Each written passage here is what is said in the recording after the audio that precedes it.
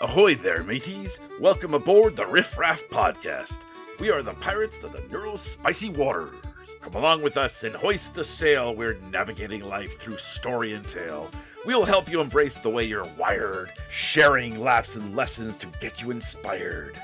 If you join us, we will help you see there are a lot of ways to sail the neurospicy sea.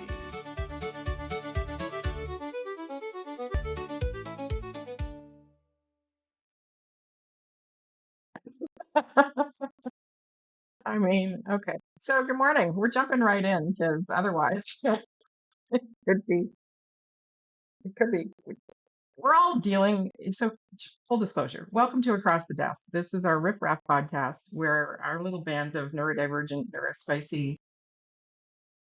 neuroatypical pirates come together. And Maddie, you're blurry. What's going on?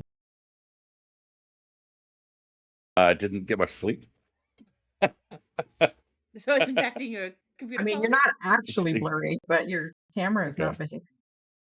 It's okay. So the last couple of podcasts, we have been talking about sensory issues, which all of us have discovered over the course of our neurospicy journey we deal with in some capacity or another. So today's pirates, one of our pirates is off gallivanting in Hobbyland. We'll talk about Paul behind his back to his face in a moment. So Maddie, welcome back. We haven't had you for a couple of podcasts, I think. It's quite popular. I think one. I think I was there 2 weeks ago. I don't know. It's summer. It's in summer. If you missed one, it feels like you haven't been here forever. Well, the thing is, I have not been around as much otherwise as I've been trying to recalibrate myself after going through and still going through challenges that aren't sensory. Challenges. Accent. Okay, so Maddie, do you want to introduce yourself? Hi, I'm Maddie. I'm a funaholic. Okay, all right. I'm an autistic adult. I'm a parent of 4 other autistic adults. Go you for exceeding expectations. Exactly, and they're spread all around there. They're all different type of autistics. They're all really cool, and they all sometimes call me at 3:00 in the morning. Not last night though, fortunately. Yeah, yesterday it was 4:00 in the morning. Yeah. Anybody called me at 4:00 in the morning? Like, you better be dead. No. I'm dealing with a lot of pain. So I'm also kind of like without the heavily medicated pain meds part. My pain meds are not exciting. Just so we're clear, we're talking ibuprofen and I didn't say anything about you. You brought this up. Sydney. Hi everyone, I'm Sydney Elaine Butler, and I'm neurodivergent, and just this team is always a fun place. Is again, we're all neurodivergent, so it could either be for the best or for the worst. The worst of times and the best of times. Worst. We're a rainbow. We're a rainbow of flavors. Yeah, we're the Skittles of rainbows of flavors. People listening. The Skittles. What was that? You just did air quote. The Skittles. Yeah, the Skittles were the rainbow of flavors of the neurodivergent community. Exactly. You know what? That would be a really cool icebreaker. Just as a segue, that would be a super cool icebreaker in a neurodivergent event. So, hey, what kind of Skittles are you? I'm the sweet kind. So, hi, my name is Elizabeth. They have spicy Skittles? You're a spicy Skittle, Maddie? Is that what I'm getting? I can handle them occasionally, but not too often. Okay. So my name is Elizabeth Plouffe. I'm the founder of Spiro Canada and Nimble ND. Nimble ND started out as socially ASD, but it has now morphed, and we have a new board and a new team and all that kind of great stuff. So we're doing some fun things. And I've been podcasting since 2016 off and on with a variety of podcast partners, and I'm gathering all that thoughts because what immediately came to mind was I have never had as much fun or learned as much since we all decided to start the Riff Raff podcast. Aww. It's Aw. true. And I've been doing this for, well, whatever the math is, like 9 years, 10 years, 10 years, 10 10 years. years. I was gonna say Um, that to you, but I didn't want to freak you out. I know. Once we're starting talking about decades, we're reminded of our youth so long ago. okay, well, we're getting into that in another podcast because I have not entirely, my youth was interrupted by a lot of serious life issues, which we've sort of touched on before. And so I I reached effort at a very young age around where I will sacrifice having fun and where I won't. Mm. And and that's been rather freeing because same goes for my opinion, same goes for thoughts that come into my head, same goes for laughing out loud. Um, I have a lot of folks in my life right now going through some heavy, serious loss. They're either navigating, oh, I got a bubble. They're either navigating the journey towards the loss or they're coming out the other side of the loss, and are fresh in it or whatever it is. And so I wrote an obituary. I don't know why that's funny, but I wrote an obituary for myself the other day. How very Carrie of you. Exactly. Yes. Actually, I put it up on Facebook. I'm gonna read it 'cause it's freaking hysterical. You Um, didn't read it or you did read it? Like, what do you? I, I'm not I think she's saying are you she's asking going to read read it it? right now. going to. I'm She's going to go- read it right now. yeah, she is. That's Yeah, why, okay. Yes. Yeah. It it is is. hysterical. It is That's very hysterical. fast. Thank you. I think so. And then I dropped it because some of our groups in Facebook, some is not. By the way, this is not out of character for me. Just so we're really Right clear. on brand. Right Right on on brand. brand. Yeah. So here's what I wrote. So for context, we will get into the sensory tools, but what's happening right now is I'm dealing with a lot of people needing support, which I'm 100% on board with.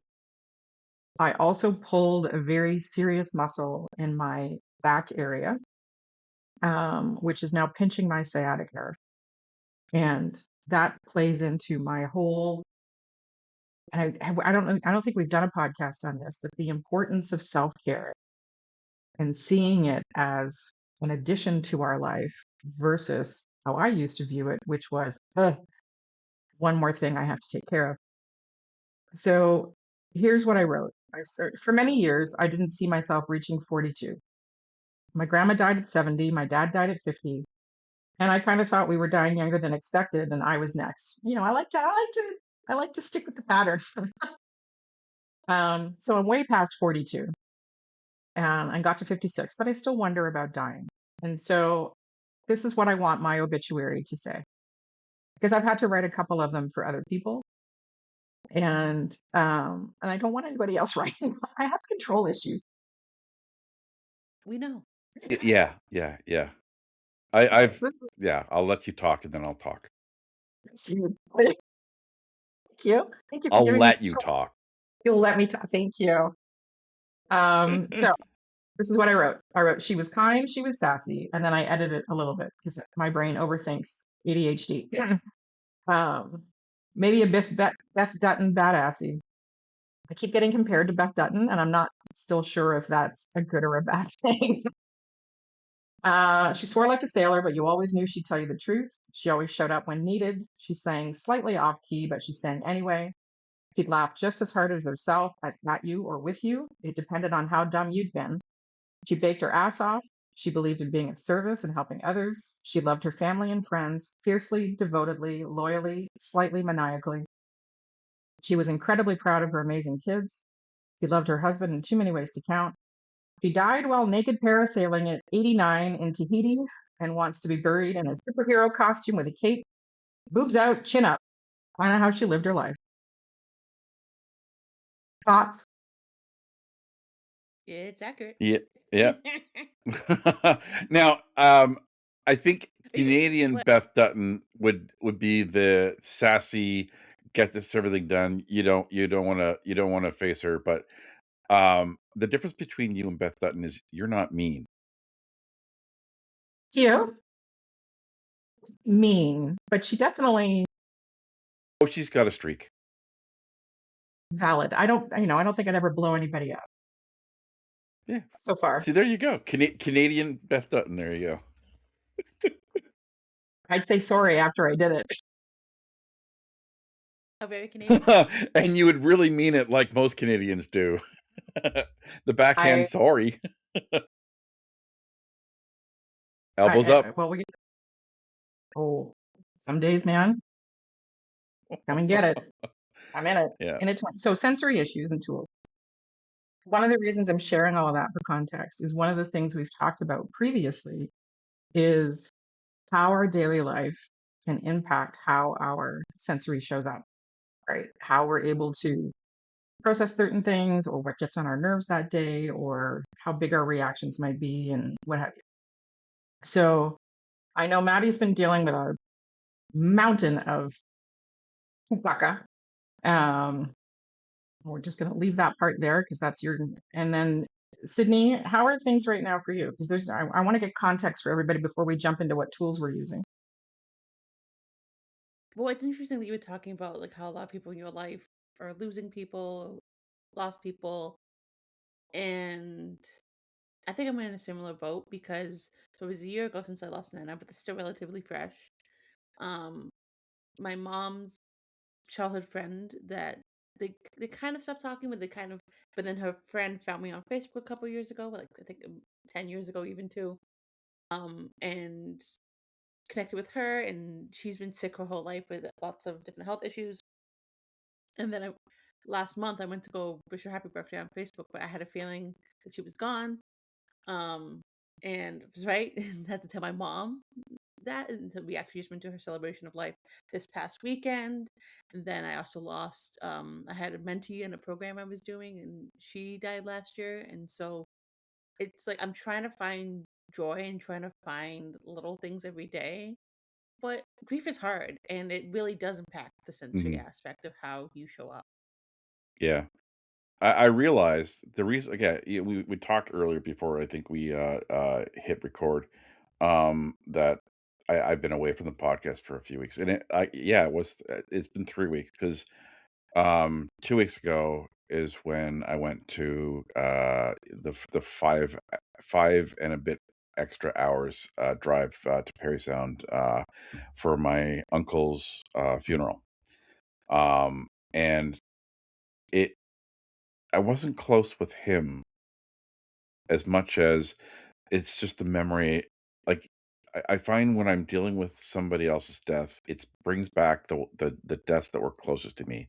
So Mm. my mom and my dad. My dad passed away 19 years ago. Um and my mom 7 years ago. And when I when I'm at a funeral of somebody who's lived longer than them, it's part of me, Isn't it annoying?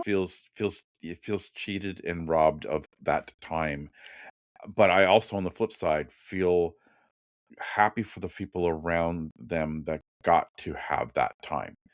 Um, 100%. but it's like when we're going through the memories of that person, we're also like, the photo albums all had my mom in them, from times in her past, and so It's it's funny that you talked about, like, making your own obituary because I was, like, uh, I'd been thinking that I wanna create my own ahead of This is time, the first time and I've done I this, just for yeah, context. and I want it's gonna be a hoot. It's gonna It's gonna be a be hoot. absolutely yep, Hoot hoot. I know what I'm about, so it's gonna be a hoot. Is it your inner Newfie coming out? Like, what's happening right now? Oh, it's East Valley. It's Valley. The Eastern Ontario Valley. It can be way more Newfie than Newfoundland. There's can ever be. I have a question for the team because I feel like we've gone in a different direction. It was not intentional. And I'm wondering if we should just continue to unpack that around grief, around how that impacts us. I wonder, being neurospicy, Is the process different? So what are we calling? We're 14 minutes in. I think so. Think I so? think I think so. Okay. do Yeah. So it. somebody remind me to retitle the session before we're done.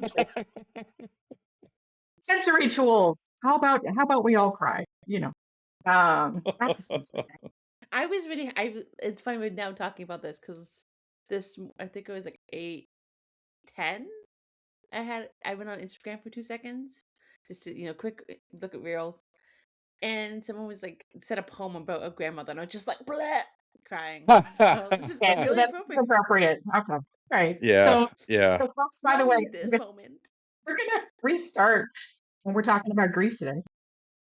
But Maddie, what you just said, the part Mhm. about it's such a dichotomy for me because I lost my dad 35 years ago. I was 20. And what can sometimes really get my goat is when folks lose somebody when they've had them their whole life. Mhm. And I just think, do you understand the gift you were given? Do you Yeah. understand how lucky you are? And I am simultaneously heartbroken for them because I know that pain. Mhm. Yeah. Like I I remember distinctly my dad died in January uh, 1991. So I was going into my 21st year. And I remember not being able to process any of it. I didn't know what to, because there'd been a whole bunch of not great stuff right before that Mhm. because of him. And I remember lying on the floor in my bedroom, just screaming because I didn't know what else to do. It was so overwhelming Mhm. and it was so big. And I didn't have anybody to talk to because everybody else was understandably wrapped up in their processing of it. And our family had not been set up to have those kinds of discussions. Like we didn't really ever have big conversations. And then January 2019, my mom died. So my parents managed to die 2 weeks apart, 28 years apart, and they were divorced. Like, and I Yeah. remember looking at my brother going,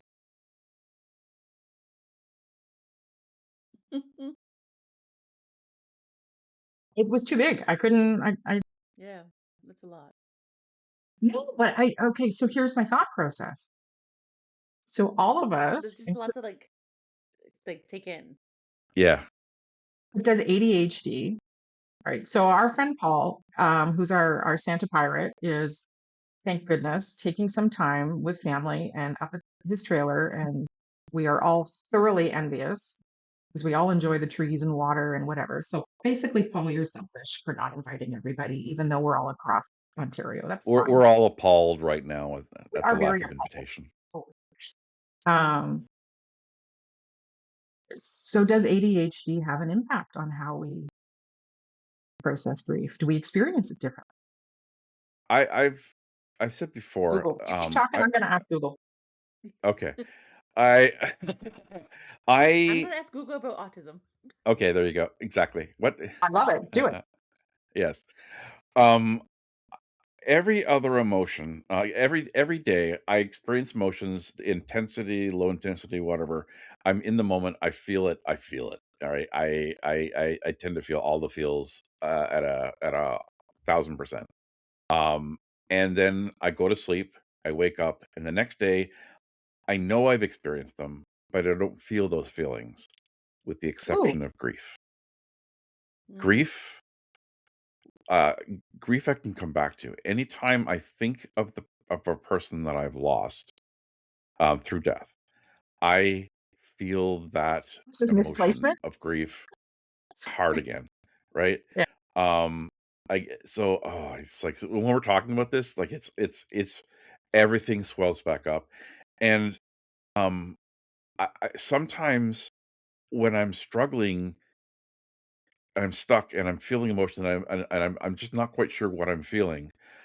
Um, I know I can go to grief to bring these other feelings back, and I can then I can then filter out the grief. Like I know if I watch the quarterback episode of Glee, I'm gonna feel all the feels. Oh A- gosh. No. And and What is the quarterback but episode of Glee? okay, so Oh, we're tired, John. the main one of the main characters in Glee died off season in season 4 or 5. Between And 4 and 5. yeah, Corey between 4 and Monteith? 5. Yes, Yes, Corey yeah. Monteith. And He's in so look, the there's Corey. He's there. I have a oh, tribute wall for him on my wall. uh so they had an episode in the show where they like paid tribute to him. They were all feeling that so his character died in the show as well to match it. And then they had an episode where they did a tribute to him, and everybody is like singing a song, and but then you have Naya Rivera who sings a song, I Die Young. And she Listen died a this. few years ago, and like there's been 3 actors who from that show who've died. Um, and so there's just so much grief, so much to unpack. And I know if I'm just really struggling, I'll go. My oldest daughter Madeline, it's the same thing. She and I are so alike in terms of that. And if she's struggling with her feelings, she's gonna watch that and it's bring all the tears, and it can just it flushes out the stuff that we're confused about, and we know what grief is in that. When we subtract that away, we sometimes can feel and understand what we're going through, and we understand the actual emotions that we've been struggling with. So is it almost like an emotional? Okay, so tools. We are going to talk about some tools, and I'm going to read what Google's has to say. With ADHD in particular, there can be times where if you're needing to take action or you're needing to complete a task and it's a bit of a struggle or whatever, you can do body doubling. And sometimes just having somebody working alongside you Hmm. can be enough to get you over the paralysis of getting started, right? Oh yeah, Um, Hmm. yeah. yeah. So what I'm wondering now, what you just said is, could grief be your emotional body double in that tapping into an emotion that you are familiar with and understand like you understand the cause and effect of grief, right? Caused Hmm. by loss. This is how it the impact that it has on you. Can that be, and I'm not trying to make fun, can it be like your gateway emotion in that if you tap into what you're familiar with, then the other stuff starts to filter out a little bit. Yeah, I mean, I think that's where we tend to come back to what we know when we're faced with the things that we don't know. It's why for a lot of us autistics, change is hard, even if it might be good change. What we're known and comfortable with is so much easier to come back to, than facing the unknown, facing the challenge, facing the unfamiliar, facing the uncomfortable. So Sydney, if you were to look at, because my go-to emotion, by the way, is anger. Yeah, hence the Beth Okay, Dutton. Canadian, but that we're not surprised. Shock. um, and awe. Um, Ah, I know. So we use some tools in this. Anybody that's involved with Firo and coaching and whatever, there's tools that we use. One of them is called the Enneagram in the workplace. And to test it against other tools, I took the regular Enneagram. And by the way, if you want to get to know yourself better in a variety of situations, out of all the assessments I've taken, these two Hmm. are eerily accurate and very actionable. The funny thing was, when I did the personal Enneagram, your core emotional state is angry. valid. I wonder what my core state is, my core I'm emotional telling state. you, I will send you the link. Like, go do it because Yeah, it's I was like, Yeah, huh? Huh? because yeah, yeah. like I'm an 8 like you, but I don't think. Yeah, I don't have the red No, hair. anger has been my go-to emotion. I don't have red hair either. I mean, I can give you the bottle number and you Well, can yeah, help yeah, I yourself. know. After a while, Um, you become what you wear. there's so many things I could say right there, and we're gonna let that one go. Um, yeah. So the anger situation, I find anger for me from an emotional state. I can act. I can do things. If I I saw I saw this quote and it was just like, be thankful kind of like for the things that made you angry, something like that. Not everything is fueled by love. Some things are fueled by anger, and like you, because like you said, we're kind of saying that gets you to do things, and like yeah, sadness, I find I incapacitating. Go ahead. You yeah. need what? Tell me. I need you to send me the link so I can send it to Madeline because that's her go-to emotion. And hey, welcome to Tech Place. Oh, Um, hey, how are you doing? Now you see all my straggly hair. it was so well hidden before. Um, Device yeah, struggling like being she recorded. through her life and all the things that she's faced, um, like anger. Like she has a lot of reason for the anger, but she comes back to that. Like it's like anger snaps her back and resets her. Um, like an anger. yeah, and I think that like understanding that may help her. Um, yeah. Sorry, just I'd be like happy to when chat you with her. said that, it just went snap. Hmm. Yeah. Yeah. I just got told, so growing up, we talked before about um, language that each of us have experienced because of, you know, for me, unknown neurospiciness. Um, I'm not proud of the story, but it'll make sense in a minute. So I have an older brother. Um, he's super fun and I love him to bits. But when we were younger, he's much calmer. He's way more even keeled. He's way more controlled. Like he's we are opposite in emotional states. It takes a lot for There's one in Christopher. every family. There's one in every Right. family. And it would always be, why can't you be more like your brother? And I'm like, maybe he needs to spice his shit up a bit. Did you ever think about that? Maybe he's boring. He's not. He's wonderful. I love my brother very much. But one day, when I was about 11, he decided to poke the bear. Mm. And, so he decided to poke the bear, and there was a cribbage board on the table. And he kept going, and he wouldn't give it up and whatever. I'm like, it's on. And I pick up the cribbage board, and now he sees the change in my face. And I'm like, if you are in the vicinity, this is going upside your head. And so now the race is on because I'm chasing him with the cribbage board in full weaponized, like he Hmm. knows if he stops, I'm connecting. 11, folks. And I'm scaring the shit out of my 15-year-old brother. So he goes up one set of stairs, goes up the other set of stairs, locks himself in the bathroom. And I'm like, what door? Like, what's that movie with the hotel and Jack? Here's Johnny. The Shining. The Shining. Thank you. Shining. It was a bit of a. Yeah. It was a bit of a. That's probably why I've never watched that movie. I'm like too real. You don't need And to, Also right? cool. Yeah. Just accessing memory. Ah, The Shining. Okay. and so sorry, this message. I don't want to do anything. You need to go away. Sorry. Our platform's yelling at me. So I put 3 holes in the door. Um, and not little, like big honking. Yeah. So then I continued. No, sorry. Once I finished the 3rd hole, I dropped the cribbage board and went. And my brother wouldn't open the door. And he's like, Yeah, I can see. is it safe to come Yeah. out? I'm like, uh-huh. And he opens the door and he looks at the door and he's like, you're gonna get it. I'm like, I know, right? Like dead. Like dead.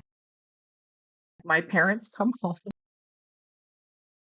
they see, like, there's no way to hide what has happened. Yes.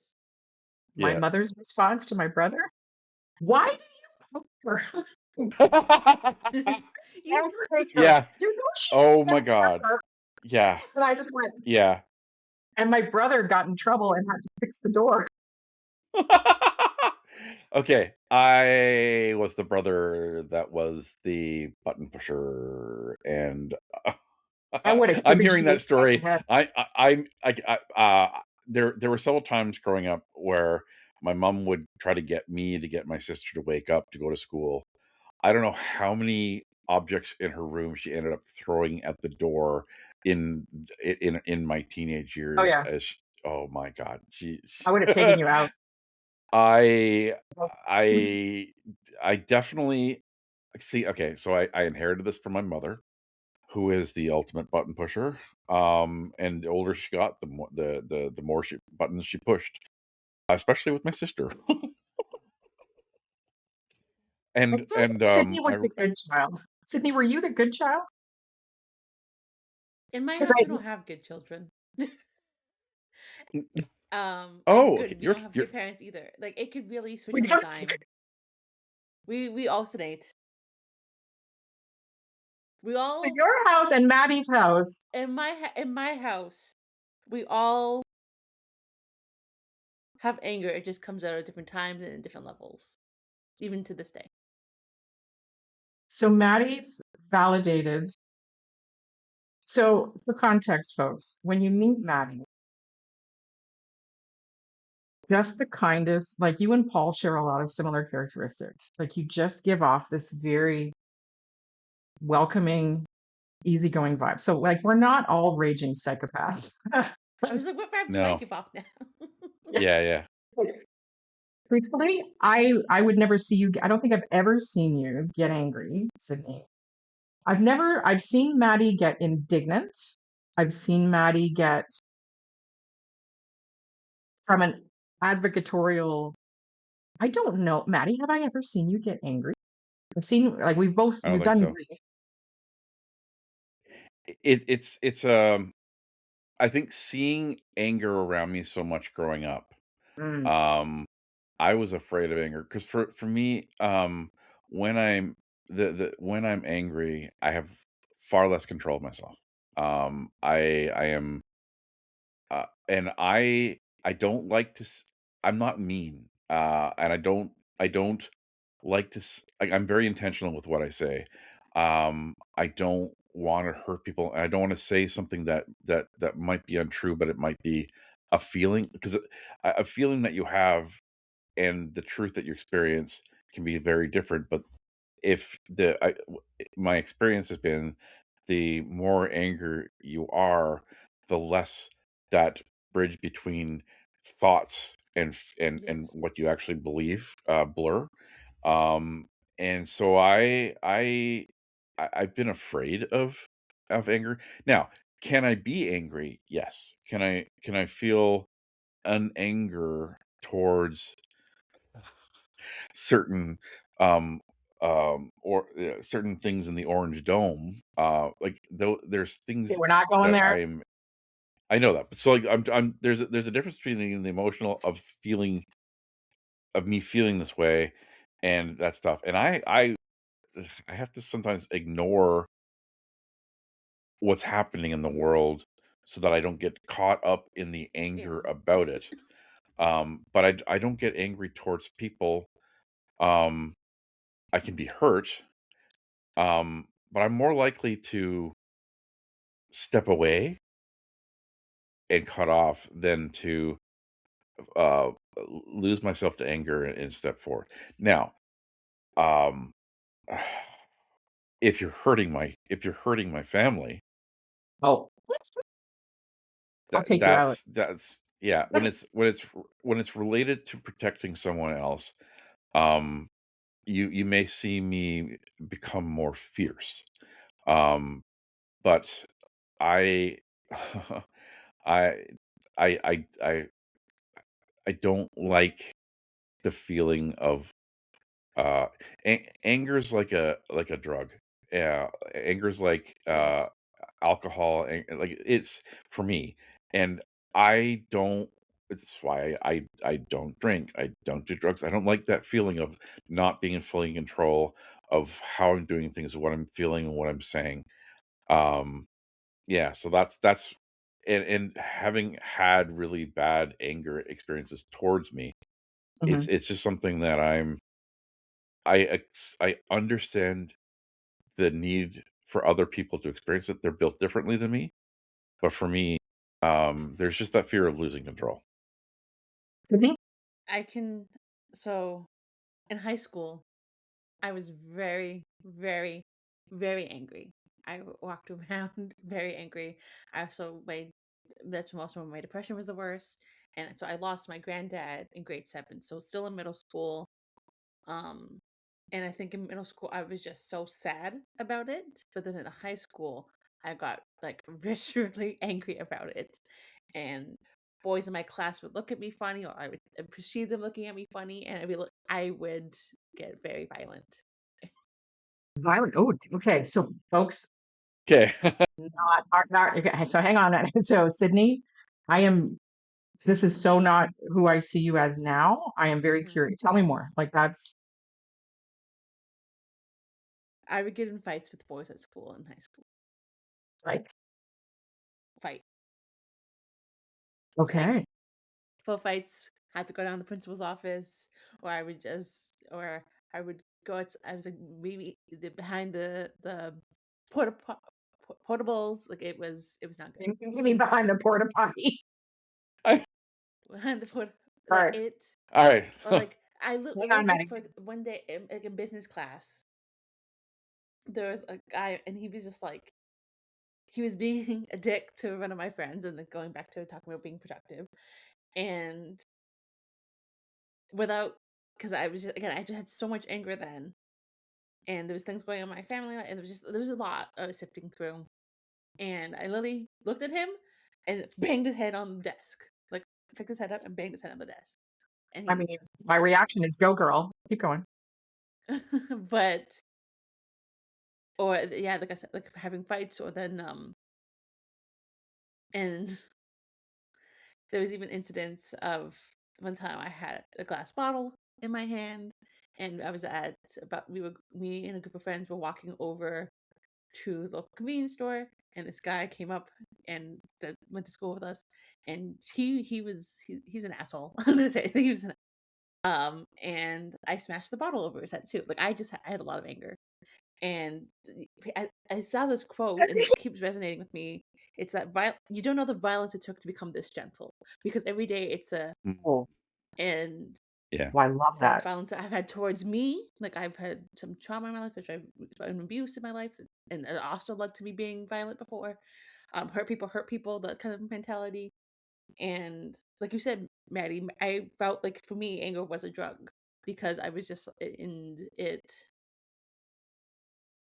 and I feel like yeah. So that that was a chapter of my life. And again, like you said, a little bit of your story. You're not proud of it, but it happened. I'm not proud of those moments, but the proud of Mhm. who make like the person you see before you today is because I had to be that person, right? And I still get angry sometimes, but I don't let it to be physical or and I've in therapy and all these different Yeah. things and these tools, Mhm. right, that really help make me understand why I have anger, or why these different things exist, or like I'm angry that I never met my mom's mom. All these different in talking about Mhm. grief, I think it's all connected, and just really understanding how you're dealing with it and how you want to deal with it and how it doesn't go away, but how can you? I think I'm also committed to being better each and every day, and I'm like, what does that look like for me? And I don't want to be the person I was in high school. Yeah. So yeah. Like, I the feel that. experiences we have, like, it it's the shadow of our lives, that's part of what holds us up at the person we are today. Mhm. I found. Thank you for sharing that, Sydney. And like you said, all of our team, I think, for the most part, emanate kindness, but that has come through fire. Yeah. And I love that quote. You don't know the violence it took to become this kind. And I think that's a lens that we could use looking at anybody, because I'm a huge believer in most of the things that Brene Brown has to say. And she talks about vulnerability and shame, and she talks about how Hmm. vulnerability is perceived in society as a weakness. And vulnerability is any time you step in and share your opinion, or something like what Sydney just did was extremely vulnerable. Um, Now they're gonna look at me different. Okay. no, Go not ahead. at all. Like, respect, No, because not it's at been all. a No, lot of, it yeah, explains you. that's a lot of Yeah, hard like work. Yeah.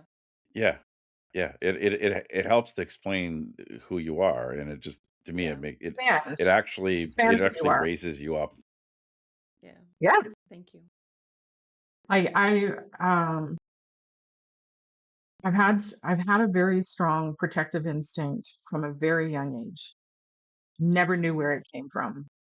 I've, and didn't necessarily have the cajones. No, I had the cajones to back it up. Didn't necessarily have skills to back it up. Um, we're gonna go back for a second, because this ties into what we started out talking about, which is Mhm. grief as the core issue, just because we're all navigating that right now. And I'm gonna read what Gemini had to say.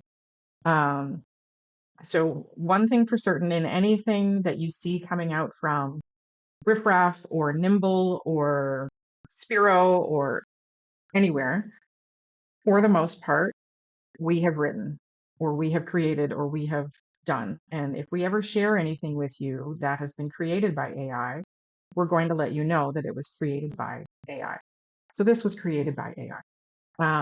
So what I asked was, does ADHD change the way someone experiences and navigates grief? And I was specific about grief, but I feel like this particular topic, I feel like I've seen resources before around how being neurodivergent impacts um, how emotions are experienced. And I'm pausing there because I grew up, I think now reflecting, feeling things far more intensely. And I just assumed everybody Yeah. felt this Yeah, way. Like, I would fly yeah. into a rage, and I'm talking like people backing up from me. And I'm Me in high little. Like, school. yeah, like I'm 5'3". On a good day, I'm way less than I do right now. I'm not a big person, but I asked my son a couple of years ago. I'm like, what happens when I get angry? And my son is autistic, dyslexic, and ADHD, but not but, and very perceptive. Um, has a filter similar to his mother. It's challenging sometimes. I know. Oh no. I know. Poor kid. Promise. I know.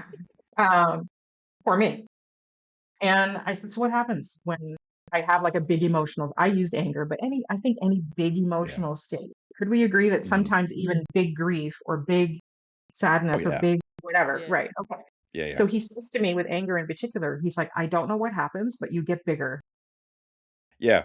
I think we could we've talked about attest to this that. before. Yeah. Like Yeah. I the way I describe it is your aura like shifts you. It adds like 7, 8 inches on you and around you. Like you become like this metaphorical, metaphysical bear. Well, we need to unpack that. If I was a guy, you know where I'd be hoping those. Anyway, moving on. So Yeah, we all know guys don't know what 7 inches and 6 inches are. Yeah. inches make a difference, people. Okay. Exactly. So here's what Gemini had to say. Yes, absolutely. ADHD significantly alters how someone feels, processes, and works through grief. And insert big emotional states here. And I love what you said at the beginning, Maddie, around picking an emotion to sort of go through the paralysis of dealing with emotions that might be too big Hmm. in the moment. So, because ADHD is fundamentally a condition of executive function and emotional regulation, I would say dysregulation and dysfunction, it interacts with loss in ways that can feel confusing, both to the person experiencing it and to those watching it from the outside. how ADHD transformed the landscape of grief. So, emotional dysregulation and intensity. So essentially, folks who are, and Sydney has looked up autism, so we have 10 more minutes with Sydney, so I'm gonna shorten Dang. this. So emotional flooding, rejection sensitivity, which I did not understand until last year. Um, if you don't know anything about rejection sensitivity, take a peek at it. There's two versions. There's rejection sensitivity and there's rejection sensitivity dysphoria. And after doing some research, I have number one, not number two. I don't feel funny, Sorry. a little funny. Meaning that it's not paralytic for me. The rejection sensitivity is absolutely something that I understand and I'm learning more about. The dysphoria, when it shows up in the body, can be like completely dismantling. So, and I don't experience that. So I'm always trying to be transparent about how my neurospiciness shows up. So emotional flooding, um, rejection sensitivity, out of sight, out of mind. So there's two grief patterns. There's delayed processing. When distraction takes over, the brain may sit down the grief for a moment. You feel fine, you can focus, you can do your thing. And then something triggers it and the grief comes back full force. And it's like it's just happening, which Mhm. my dad's been dead 35 years, folks. 35 years. Mhm.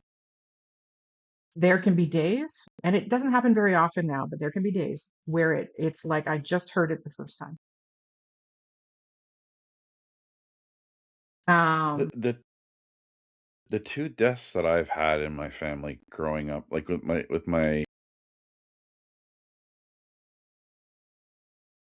my grandfather died when I was my mom's dad. So my grandfather on my mom's side died when I was 15, and um, I it, I didn't I did not finish that school year. It was my lost year, and um it hit me so hard because I'd never experienced death. And then Mm. over the next 2 years, 13 classmates died over the 2 years in different things, and where it you was live just such a Canada. in. Right. I'm Car gonna switch. half of them were car accidents. It Crikey. just Wow. yeah, yeah, and, every one of them would shoot me into a 2 or 3 week complete inability to do anything. But my That's the grandfather, next thing. like yeah, like, it just I Yeah. but when I experienced deaths later, yeah, there's initial shock, but, like, um, with both my dad and my mom when they passed, I was able to channel that grief into action. I was the executor of both of them, and, like, everybody else in my family was completely, like, incapable of with my dad's death, incapable of functioning, and I was. And the the experience, the newness of experiencing death, so, at that age, for me at 15, and between Mhm. 15 and 17, it's just so many people. Um, in my 20s and 30s, it became something that You had I muscle had memory. experienced. Yeah, and so I I always was the person that in a crisis could, like, throw me into a crisis, and I'm gonna just figure it out and get things done, and I'll deal with the emotions later. Um, and It's a dopamine. that's Yeah. helped me with dealing with grief, and I think that's probably why I snap back to grief when I'm struggling with other things, You know you can handle it. because I'm gonna jump to yeah, because Sydney because we only got 5 minutes left with Sydney ah, because they have a hard stop at 10 and they did some research. So because you and I can continue talking because I love that train, but Miss Sydney has to be a prima donna choo and choo. go. Um, so did you take a second? Did you look up autism and like emotion and grief? Yeah. Oh, It, but today so I it's let like it down. It was it's like no outward change at the beginning sometimes, or regression, anxiety, and stress, resulting in feeling a disconnection of their own emotions and not feeling what they others expect them to feel. Increased in self-soothing behaviors. I agree with that. Like um, ruminating on a death or circumstances around death. And so that's an interesting because I feel like when I found out my mom's childhood friend died, I I feel like I think about I don't think about all the people because that's but I think about at least some of them, the other deaths and so that's really interesting and I just think and then I would think about the concept of death again. And actually I started doing this thing for myself. Um so one of my favorite books is Tuck Everlasting. Um Oh, and it's yes. basically about a family that lives forever. You don't know the book, Elizabeth? You don't know Tuck Everlasting? I'm getting messages at the same time. Yeah, I saw the movie. I haven't read the book, But but I saw the movie. Yeah, yeah, It's so like one of the my chick favorite. brown eye, Gilmore Girls in there. Yeah, let's spoil it. my grade 4 teacher read it to us, and then I watched the movie, and like I never met my again, like I mentioned earlier, I never met my mom's mom, and so just like it helped me and keeps so whenever I have a death or get to know a death, because sometimes I with my mom's friend, she died in December, only found it in June, had to tell my mom, and I read this book to like because I feel like sometimes death can like kind of freak me out because it's just like, what do you mean doing nothing? Because we're so used to doing something, and it kind of spiral in that way sometimes.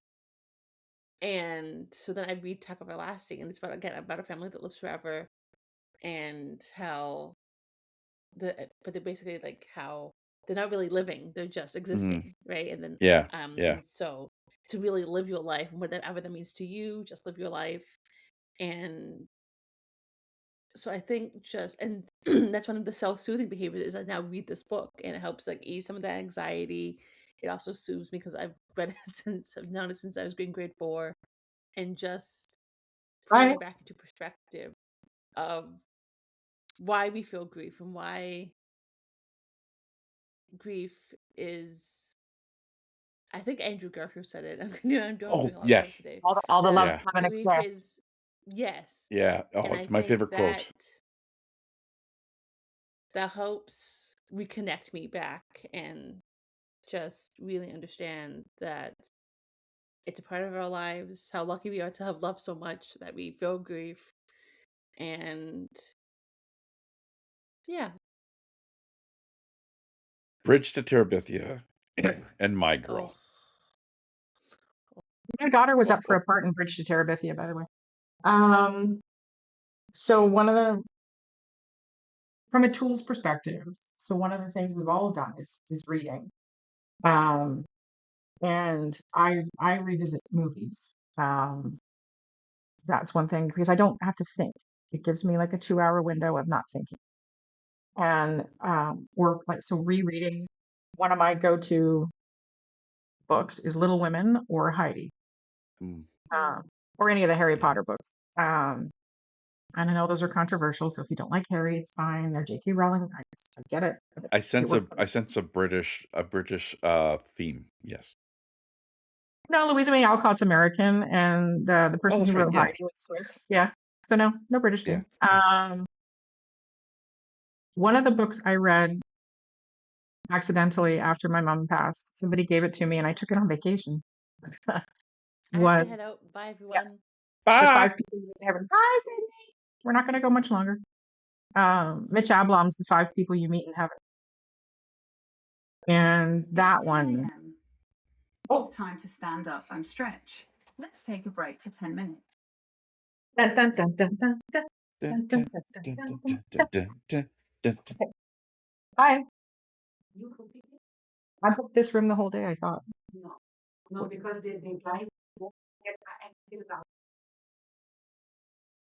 I it, I did. I booked it online. Sorry, I just checked. I talked with you. Okay, something's wrong. I gotta. So sorry, folks. I gotta go. All right. Well, this is this has That's the been end the of that. Bring It On, and now I must leave podcast. Yeah, apparently. Because I booked this room a whole bunch, and now somebody's telling me that I did not, which is not great. Which means I gotta figure stuff out because I have a whole bunch of meetings today. Not that you needed to hear any of that. So I'm about to go deal with a crisis. So from a sensory tool perspective around grief, I think we're gonna have to pick this one up again. I think what we've all said is talking to people is helpful. Revisiting sensory things that work for us is helpful. For me, it's books and movies that are helpful. Journaling and talking it out is helpful, but understanding that your experience with these big emotions, especially if you're neurospicy, is typical. And we just need to help you find ways to be able to. Sorry, now I'm completely distracted by the fact that my booking didn't happen. So I have to go.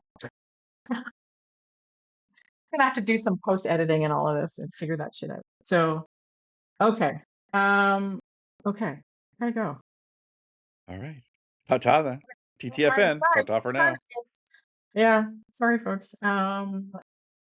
We'll edit this up and we'll fix it. Okay. All right. Thanks. Sorry. Bye-bye now. Bye now.